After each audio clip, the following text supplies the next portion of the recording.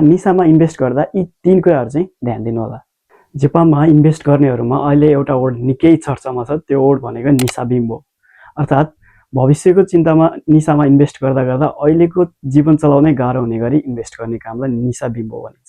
जापानमा अहिले यङ जेनेरेसनहरूले आफ्नो फ्युचर यति इन्सेक्योर ठानेका छन् कि जसले गर्दा स्यालेरी आउने बित्तिकै 70-80% जति सबै निसामा इन्भेस्ट गर्ने, जसले गर्दा आफ्नो डेली एक्सपेन्सेस होस् या इमर्जेन्सी फन्ड होस् या इन्टरटेनमेन्टको लागि खर्चहरू बाँकी नै नरहने अवस्थाहरू एकदमै धेरै बढेको छ र यो न्युजमा पनि आउन थालिसकेको छ। तपाईँलाई थाहा नै छ, निसा आफैमा एउटा नराम्रो सिस्टम होइन, यो त बरु ट्याक्स फ्री इन्भेस्टमेन्टको लागि एकदमै राम्रो उपाय हो।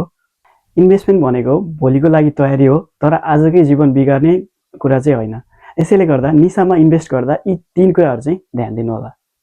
पहिलो भनेको 3 देखि 6 महिनाको लागि आफ्नो इमर्जेन्सी फन्ड बनाउनुहोस्। दोस्रो भनेको आफ्नो डेली एक्सपेन्सेस चल्नको लागि क्यास राख्नुहोस्। र तेस्रो भनेको यी 2 कुराहरू भइसकेपछि बाँकी रहेको पैसा चाहिँ तपाईँले इन्भेस्ट गर्न सक्नुहुन्छ।